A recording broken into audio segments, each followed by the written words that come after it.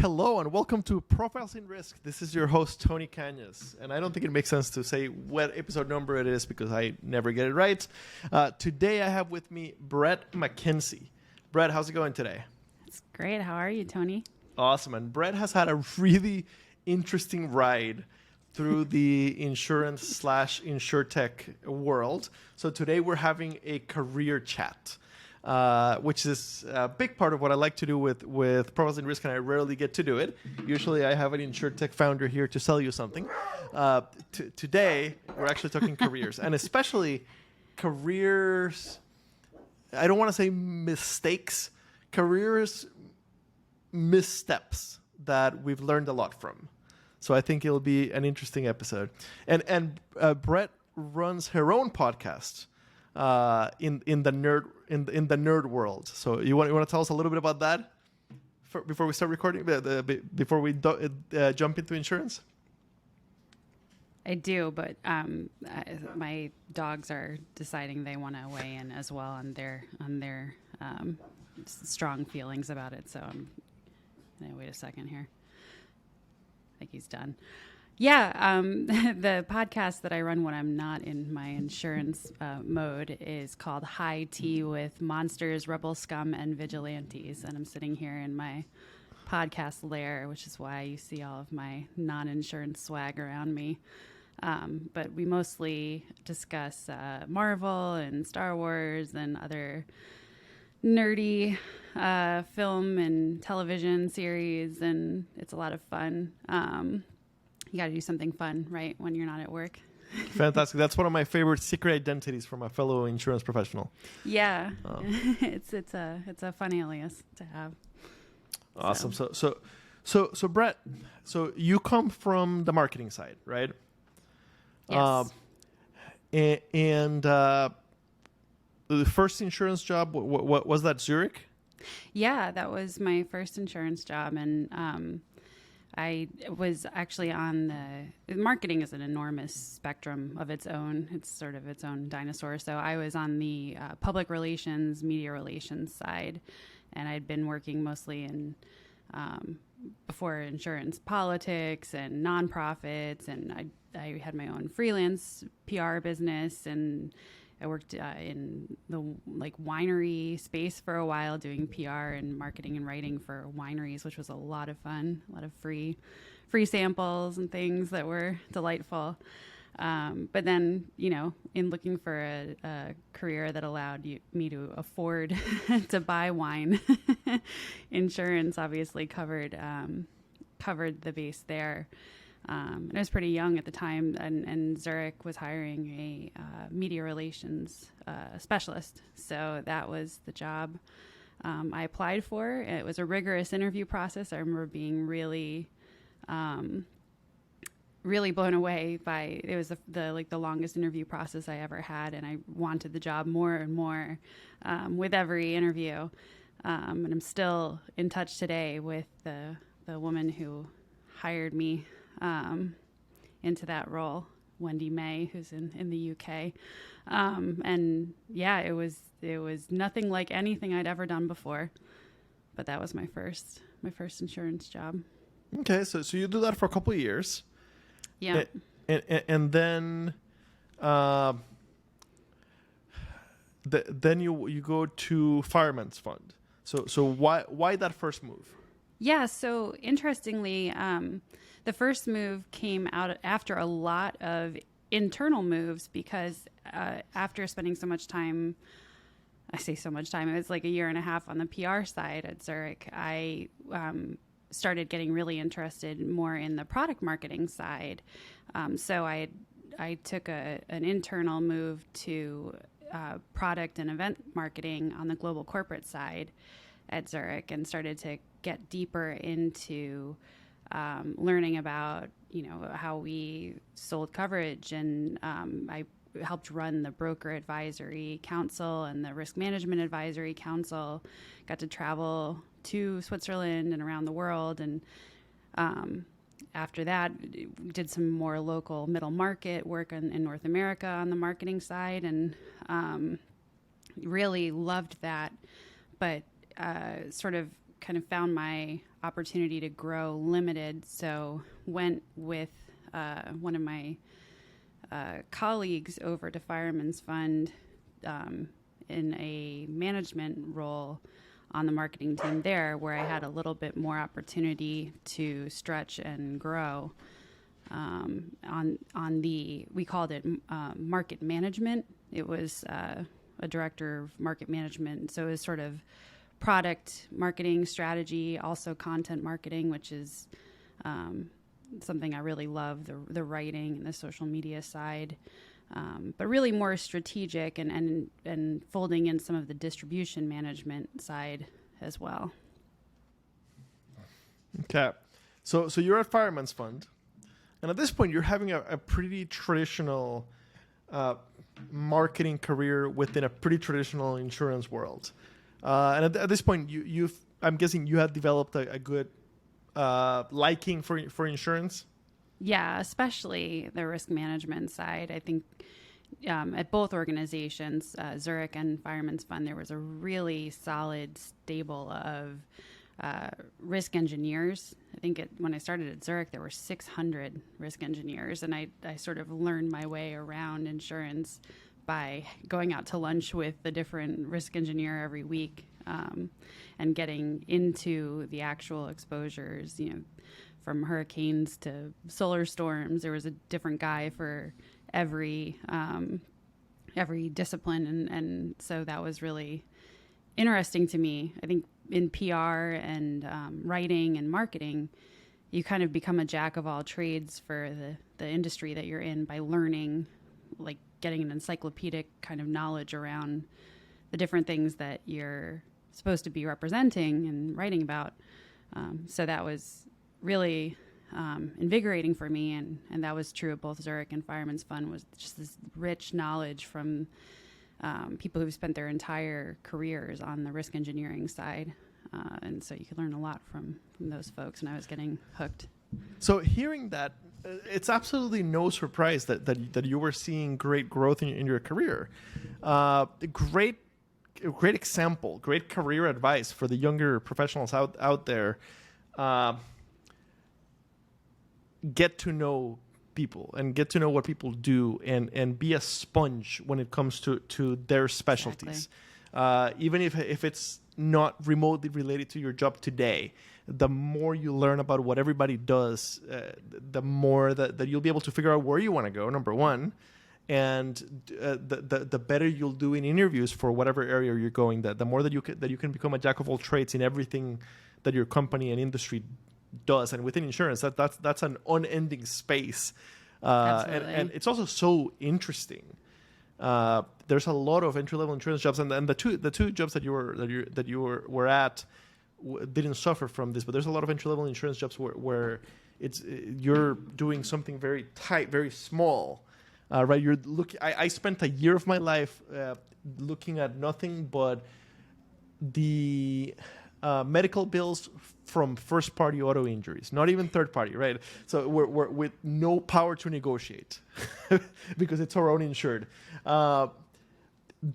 There's a lot of jobs like that are very thin, and it's very easy to get bored and stop learning after 6 months. You did exactly what people should do in those jobs, which is take everybody out to lunch, right? Take everybody, like get coffee with everybody that's willing to get coffee with you from as diverse a area of the company as possible, and learn all you can from what they do and what they like about it, what they don't like about it, and what their challenges are. It'll help you in the long term. So that's I didn't know you did that. That is really fantastic. Yeah, and even if you can't get coffee, I mean, I think that's how you and I met in the first place, was just on LinkedIn, like chatting when we were sort of both in places where we were spinning our wheels a little bit career-wise.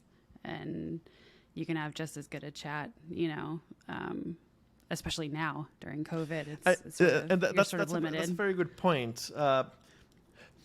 Even if you're remote, find ways to network within and beyond your company. And honestly, like Zoom is free for conversations up to 40 minutes. So there's really, even if you're doing it virtually, that's one thing I changed myself. I used to do my chat with Tony career advice on phone calls. And then after 2020, I moved it to Zoom, and it is so much better. Yeah. And all client conference calls I do. You can record. You can record them if you don't want to have to take notes, and you can really just like sink into the conversation and then go back. If you are going to record them, disclose it. Correct. Yeah. And Zoom nowadays, when you click record, Zoom says this conversation is being recorded. Yeah. So people have the option to opt out and hang up on you. There are some people out there that will freak out if you start recording without letting them know. So just be like, hey, for my own reference, are you okay if I record this call? I won't be sharing it anywhere. Right. And if they're okay with it, then like start building your library of See, these are problems that we didn't have in 2012 when you could just take a risk engineer out to lunch. or in 2018, right? I know, right? But yes, they're... Network. Absolutely fantastic advice.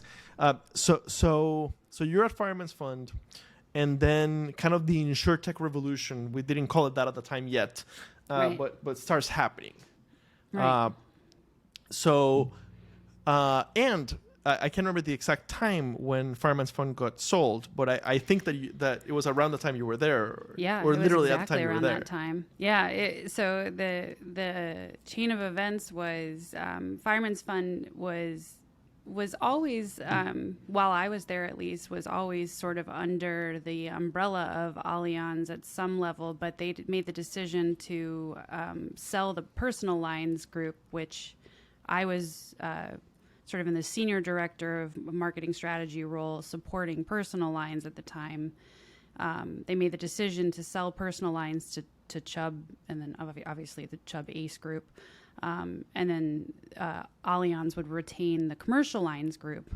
And so marketing would be retained by Allianz, but it seemed as though the role would sort of be a lot of just transition work for about a year of sort of, taking brochures and rebranding them from Fireman's Fund to Allianz. And that didn't sound super fulfilling to me. And at the same time, a dear friend of mine from Zurich, Matt Ferran, was launching his InsurTech EvoSure.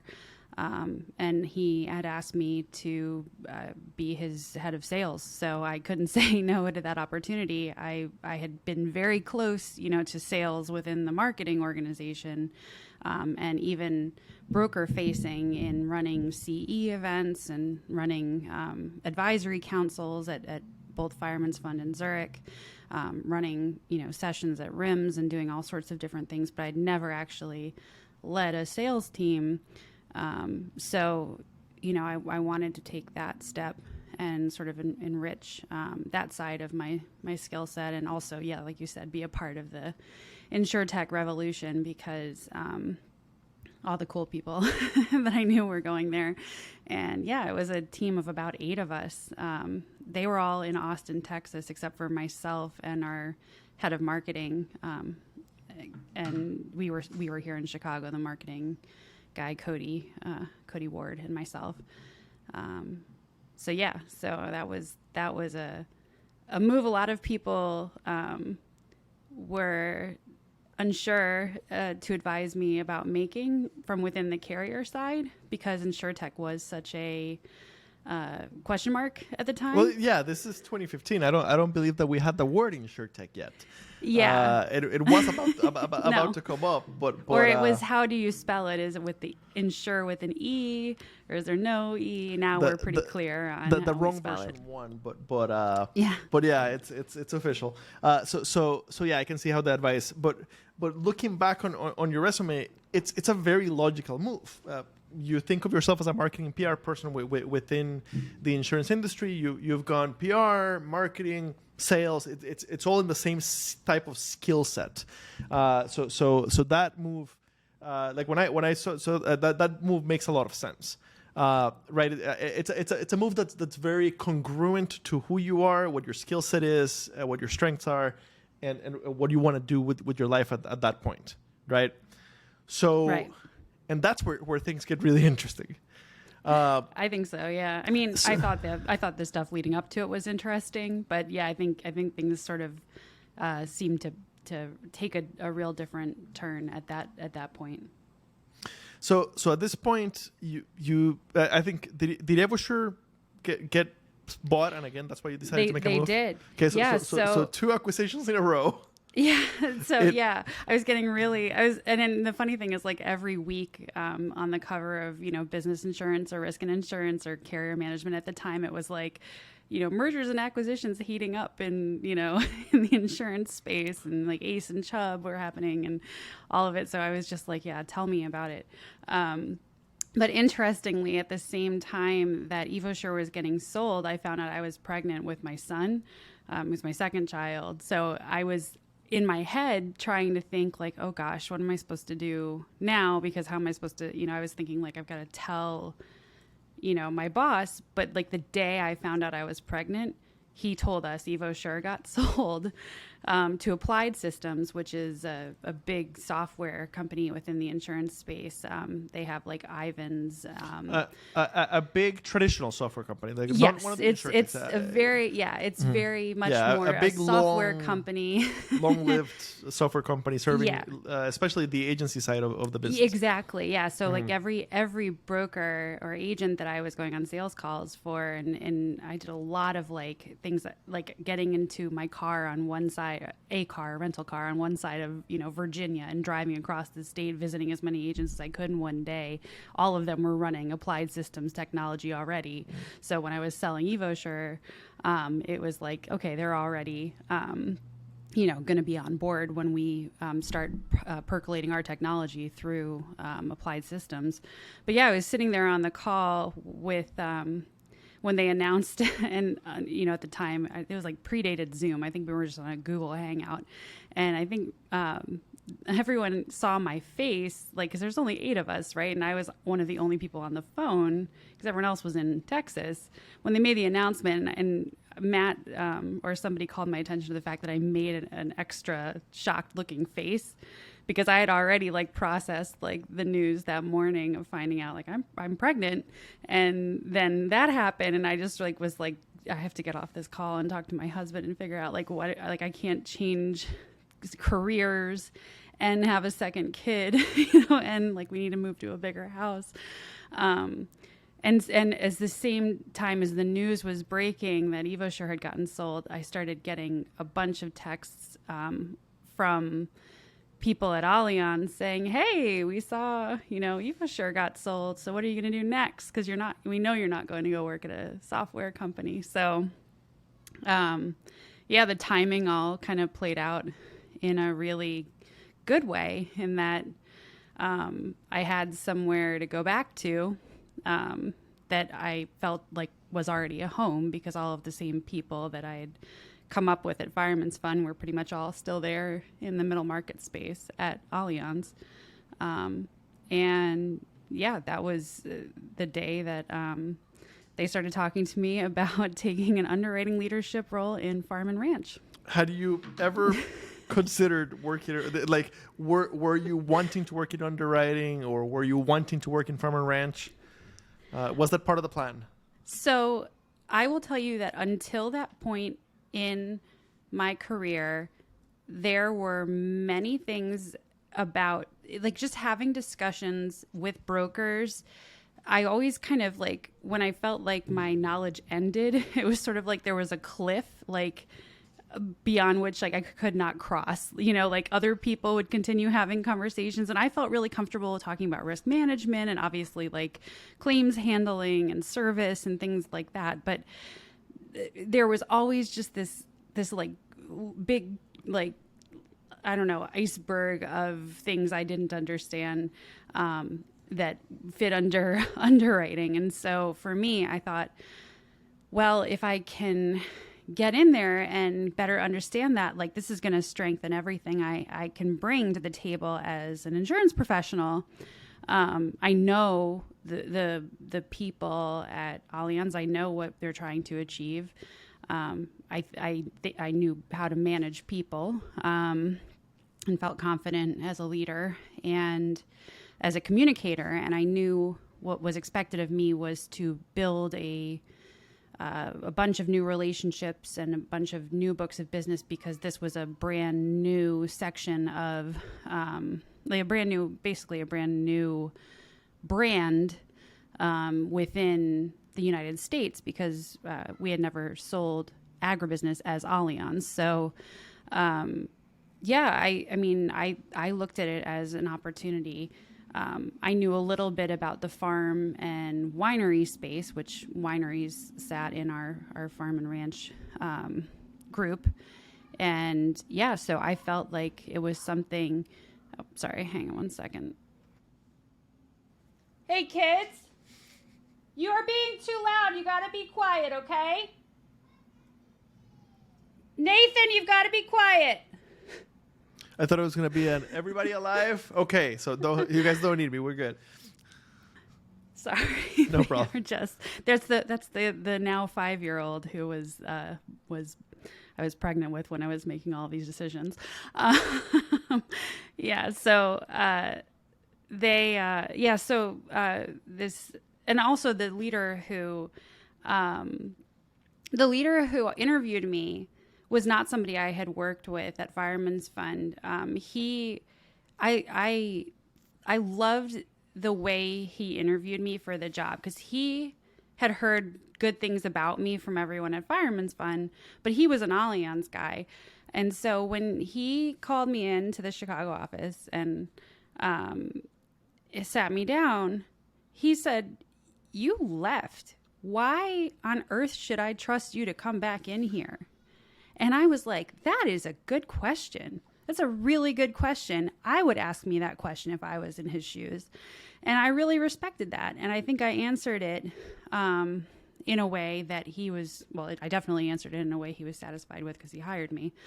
But I really appreciated and respected him as a leader and wanted to work for him very much, and loved working for him, and still to this day I'm in touch with him. But yeah, so that was definitely a leap of faith, I think, for me. I know it was a leap of faith for everyone in Allianz. But it was, it was an interesting move, I think, to go back to the topic of this conversation. I spent a lot of time telling people to go to underwriting because I'm a big fan, and I tell them, let's be clear, I'm biased. I like the carrier side better than the broker side, and I like underwriting better than claims and better than most other things. And it's a great stepping stone into a lot of different things. So I would have advised you to go into underwriting. In fact, it's weird for me to have an episode that part of the story is that wasn't a great move, but it happens. So you go into underwriting. Why didn't you love it? So I think that for the reasons that I didn't love underwriting are very different than the reasons like underwriting is great, right? Like, so underwriting, I think, is obviously the most critical discipline within insurance. It's the heart of what we do. It is and I know it's unique saying this sitting from within an insurtech, where I do believe that that digital can enhance so much of what we do in this industry, but can it replace an underwriter? No, not entirely. I think that's one of the things that I learned too, is just how much you want somebody with that level of expertise and technical acumen and background and decision-making and authority in the right seats. For me, I think that the learning gap was really steep, and that even when I got into the trainings that I went into, and I think I'm a quick learner in a lot of ways. I've never really struggled like that to pick something up, because I think that even the sort of entry-level underwriting trainings were not entry level enough for where my knowledge of underwriting began.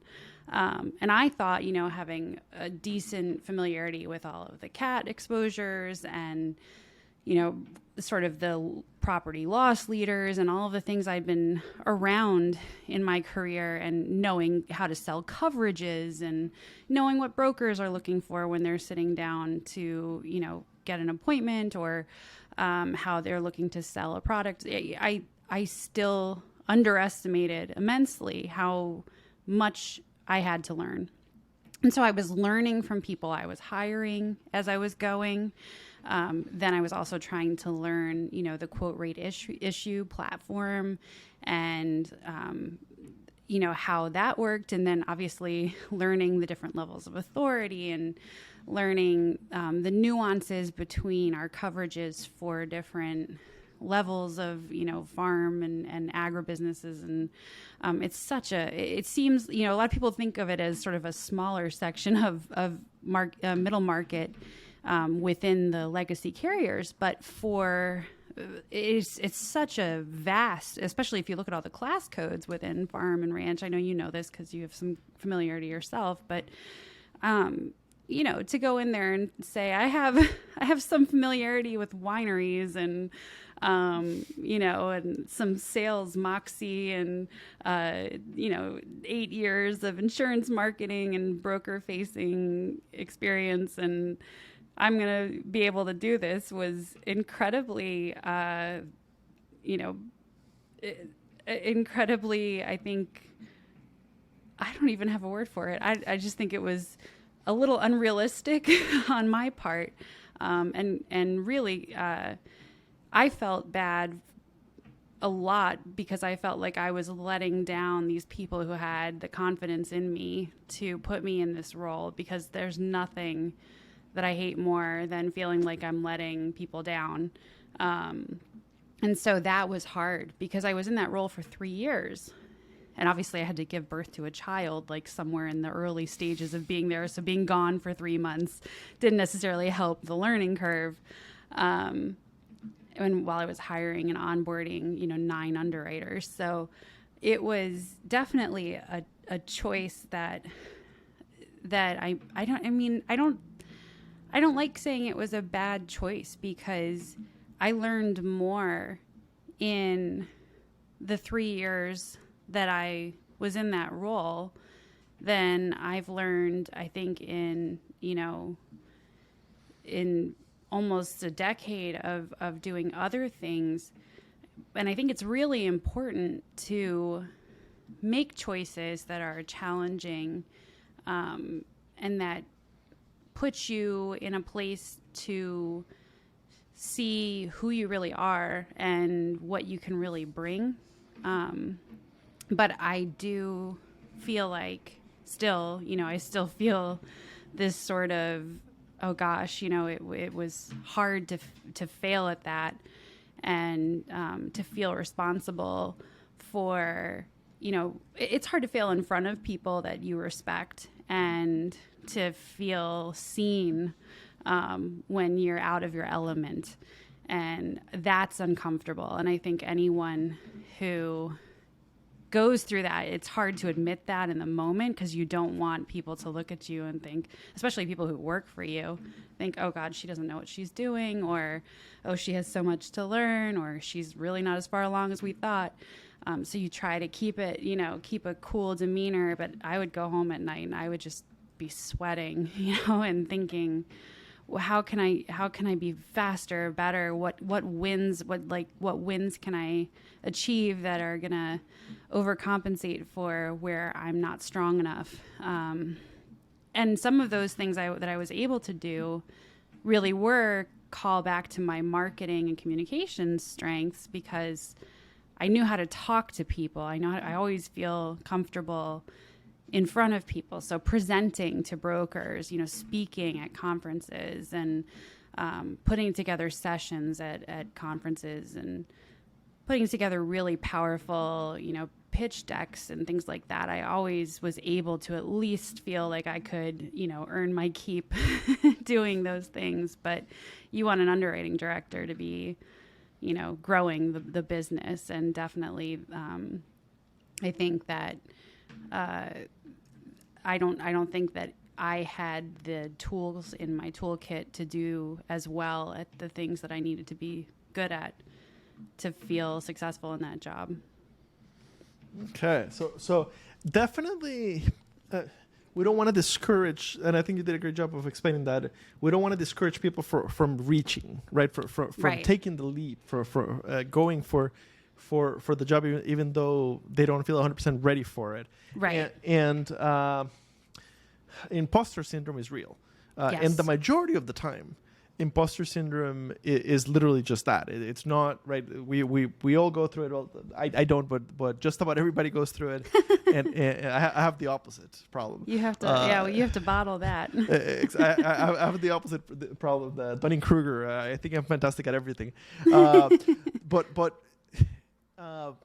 So yeah, everybody suffers through imposter syndrome, but yeah, if it wasn't imposter syndrome, right, you were literally just not in the right role for where you needed to be at that time, and because of that not performing, it's a tough situation to be in. And I think that the biggest piece is learning what you need to learn from it. On my side, I had a similar career experience when I went through the finance leadership rotation program, where I got a giant raise to go into this program. This program that has tons of visibility, that is supposed to accelerate your career and place you in a pretty high level after just a year and a half or 2 years of the program. Yeah. And it was an absolute misfit when it came to my aptitude. Right. I'm not made for a heavy analytical, heads down type of role. Right. Me neither. Yeah. But it was way too tempting to not go for it, and I thought I could do it. Right. I thought I could hack it. I thought I could figure it out. Yeah. And being in this situation where it didn't matter if I put in the hours. It didn't matter what I did. Just my work product was not up to the standard of this program. And in my case, it came to the point of them telling me, "You're not going. This is a temporary program. You're not going to place within the finance area of the company. If you hadn't been an internal employee before this program, we'd be firing you right now. Wow. Since you had a great history in your prior career with the company, we'll help you find your way into a place that's a better fit." Right. And looking back on it, for me, it was fantastic because it made it clear. Never again will I get tempted by a role that's not a good fit for who I am and what I do well. I agree with that completely. I think, and there's also a sense, I think, you and I are both a part of the sort of millennial demographic, and millennials do tend to have a little bit more confidence or overconfidence, just characteristically.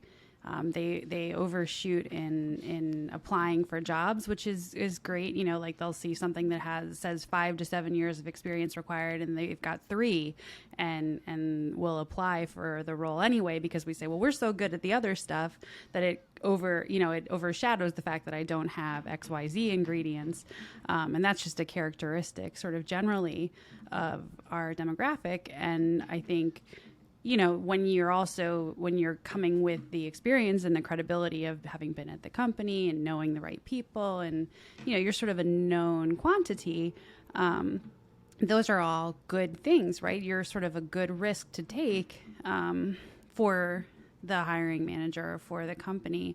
And I definitely agree with you. I don't think people should shy away from reaching, because reaching can be how you find the exact perfect opportunity for yourself, but it can also be where you learn what's not perfect so that you can really hone and focus in on the parts of the career world that are just the like sitting in the exact right chair, like Goldilocks. You know, like for me, I feel like I danced around marketing a whole lot, and I really followed that career as a jungle gym more than a ladder for so long that, you know, I think I've done every job in marketing except for maybe graphic design, at least once.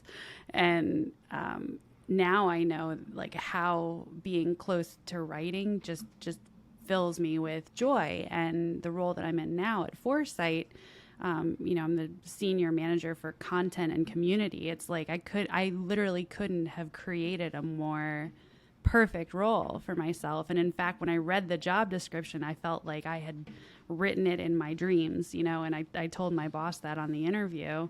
And it's so great because after having gone through that experience of being in the role that I knew was not where I needed to be, and, you know, had I somehow hacked it and been decent enough in that role to continue on the trajectory of whatever came after being an underwriting director, maybe that wouldn't have made me happy either, but I would have kept doing it. You know, so instead I found, you know, exactly what part of this I love doing. And now I get to do that every day at another insurtech, which is, you know, like the another space that I really love being a part of. So I think it's good. I think it's good to try different things. I think that people who, like, when they're 22 and they've come right out of school and they're like, I know exactly I'm going to be CEO in 8 years, or I'm going to do this, and I'm going to be manager, then I'm going to be director, then I'm going to be senior director, then I'm going to be vice president. And then that, like, I don't think that's a very realistic path, in our industry. I think it's so good, especially when companies have these rotation, like where you can do like a claims rotation and a underwriting rotation, like do that for a couple months instead of doing like 3 years in the wrong job, because you'll get the flavor of underwriting that I didn't get early on. And then you have that background in your toolkit instead of until it's too late and then finding yourself, you know, trying to overcompensate for it by taking a role for the experience. I would say early in your career, if you're just out of college, chances are what you think you know when it comes to what you want to do, you just have no idea. Oh my God, I totally agree. You just have no idea. And this is not you, it's just where you're at. It's just lack of experience, right? Yeah. I see it with risk management majors. They know they want to work in insurance. Usually they've married the idea of either the broker or the carrier side. Ultimately, until you try it. Yeah. And you try it for a bit, and until you check out a few different roles, you probably won't know the one that really fits. Actuaries might be the exception to that rule. and how many actuaries don't finish the tests and end up in product or in underwriting or a lot of other things within insurance. Right. But yeah, they're the only ones that are rather pre-professional in their education. It's very much designed for one thing. Yeah. So yeah, the testing things. And now personally, like 38-year-old Tony, if I had the chance to talk with 27-year-old Tony, who just coming into insurance, I would be my advice would be, ask yourself what you're good at, like a lot of introspection. Ask others who have seen you in action what you're good at, and take the DISC profile, take the Myers-Briggs, right? Like jump on all of those. I've never read it, but what color is your parachute? I've never read it. My understanding, the whole idea is it helps you figure out, do strengths, like do all of those things that help you learn what you're naturally good at. Yeah. Right. And if I had done that at 27, most people would have told me where you're really good. Right. It is the people, marketing, sales, for sure, relationship management side. I'll tell you the one of the best parts of working for the big carriers or the big brokerages or any of the big companies in insurance is they're so giving when it comes to the education. You have the opportunity to take so many in-house training sessions, and there's so many of the companies reimburse generously for tuition. The best class I ever took, and I took it while I was in my underwriting leadership role because we had a lot of colleagues in other countries, was a class that Allianz offered on how to interact with different with colleagues in other countries based on, it was like a great profiling, like around the globe, like what country you were in shaped your work persona.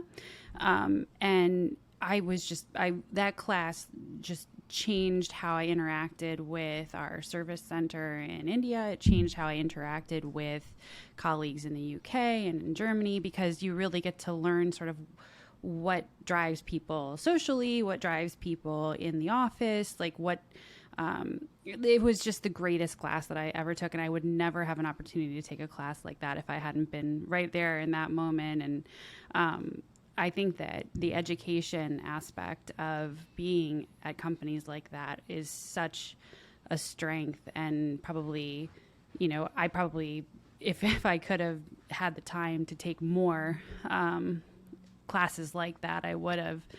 It's something I love about this industry is that they're just so good at nurturing development. And I think everyone kind of puts it off, thinking, oh, I'll wait till the end of the year, or, I've got too much else to do, so like I'll do this just like once a year. But if you can take, like you said, just if they offer it locally, or if you have to travel to get to it, or whatever it is, just try to take those classes, because they can shape how you look at the work world. But I think what your point about sort of who, like your core personality and your core traits and what that says about the right career for you. I think about, you're saying 38-year-old Tony talking to 27-year-old Tony. I was thinking before we started talking today that, my whole life, starting when I was about 5, I've always wanted to be a writer.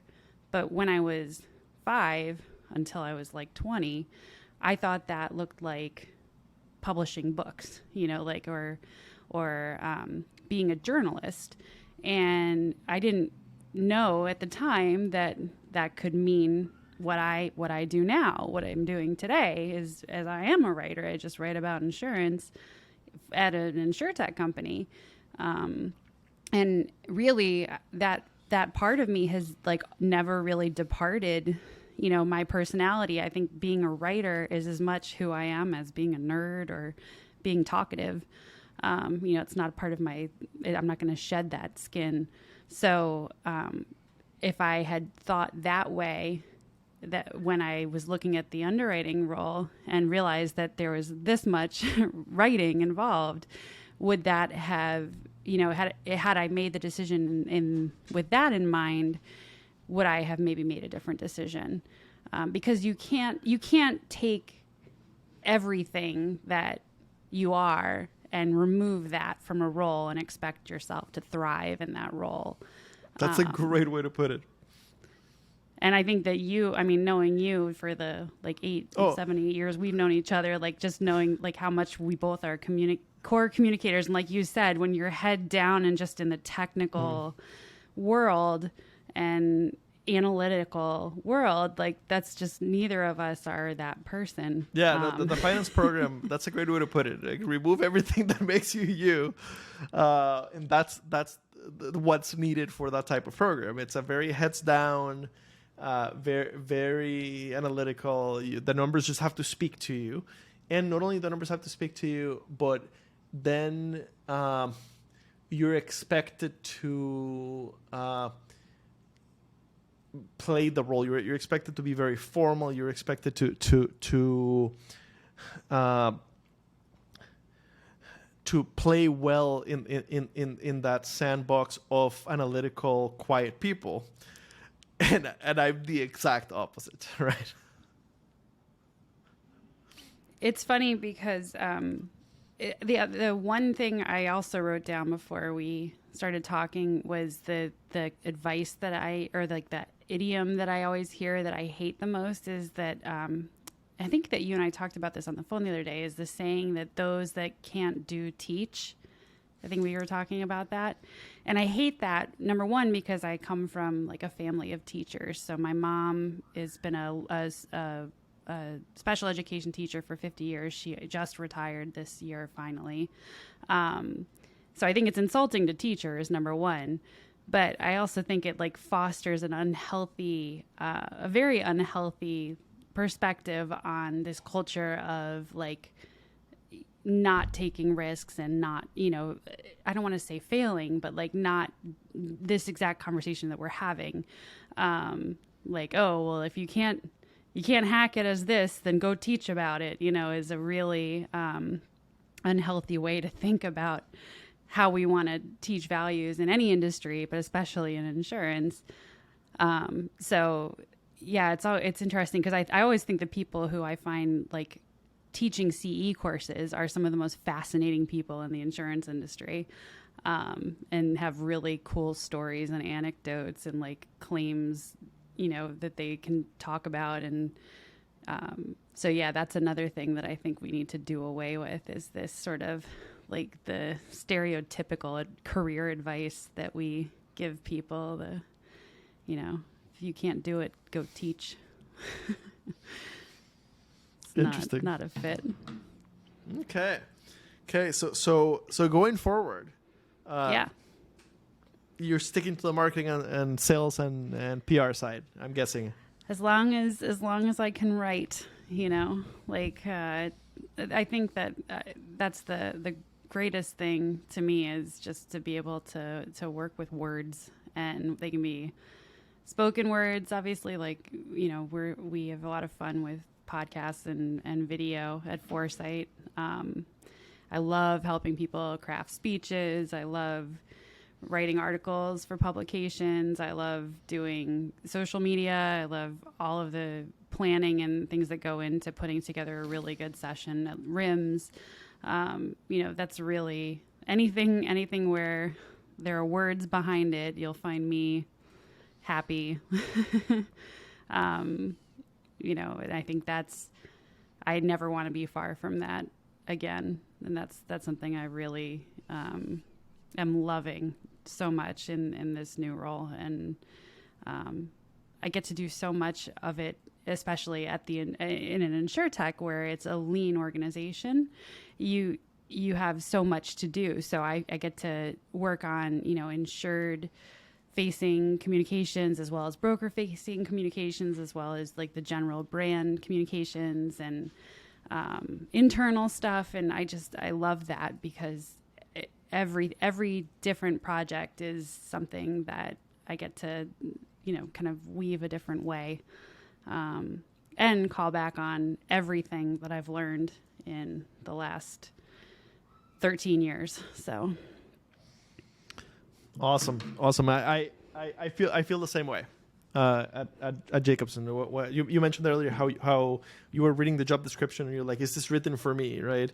Very, very similar, right? So it's like, the requirements are being a nerd about insurance, and what the job is going to conferences, visiting clients, having video conferences with clients, and nerding out about insurance and helping them with their staffing, helping them with their talent issues. Right. I used to spend time talking about issues like how to engage the millennials and Yeah. Right, like HR talent side issues when I had never worked in HR, and Yeah. right, the people I worked with were like, shouldn't you be underwriting right now? And at Jacobson, those You're like, things, no, I should not. I'm telling you what I should be feel like I doing. could have a bigger effect by right? At Jacobson, those things are more like, oh, let's make that into an article and get it into the insurance journal, or let's make that into a presentation. Right, like it's just a perfect environment for me. Yeah.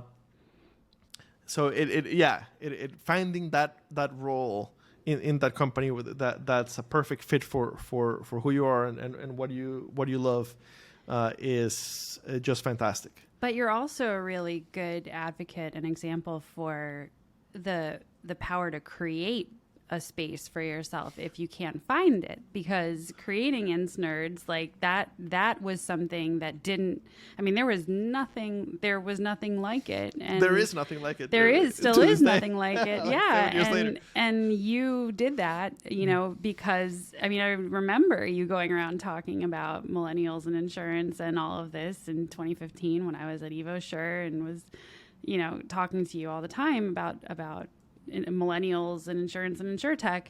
And, you know, we were just kind of limited to sort of conversations on LinkedIn and groups on LinkedIn. And there really wasn't a channel for us. And you made that. So I think that the fact that you can that's a great example, because you can create that kind of space, especially now that there are so many more opportunities in the digital arena. But you can also, I think now even the legacy carriers and brokerages are a little bit more open to having those kinds of career conversations with people. If you don't see something that's a fit, you know, talk about combining two roles.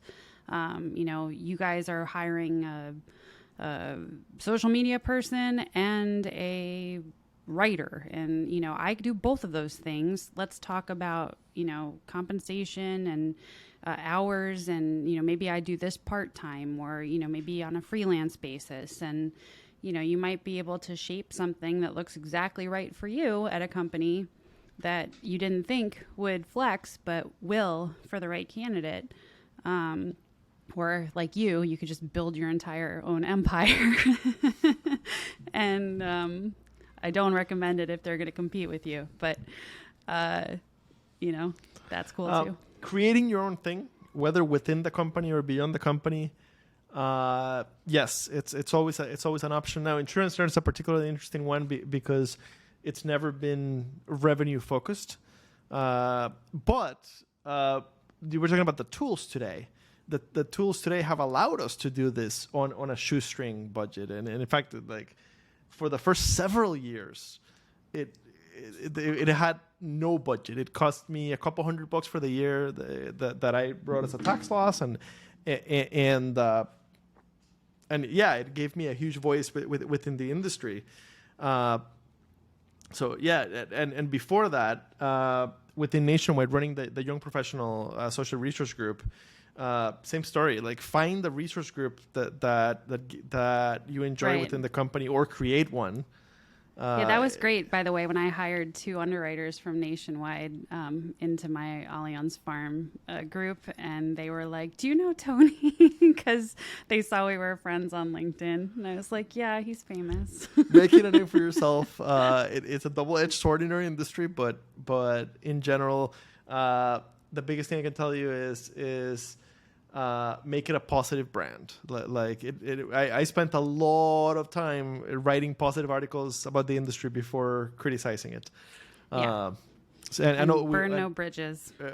Always go back to the positive. Exactly. And when you're bringing a problem, bring a potential solution with it. Agree. So Brad, it's been wonderful. Yeah, a lot good of fun note to recording end on. this. Thank you so much for agreeing to have a career chat. And for the listeners, if you want to have a career chat and you're in the position where you've had an interesting career and you're at a company that will let you do it. If you're at a carrier, they probably won't let you. But if you're currently in between job, you're at an insurtech or at a smaller company that might be friendly to let you come on, would love to have you. Send me a message. Thanks, So Tony. thank you very much for your time.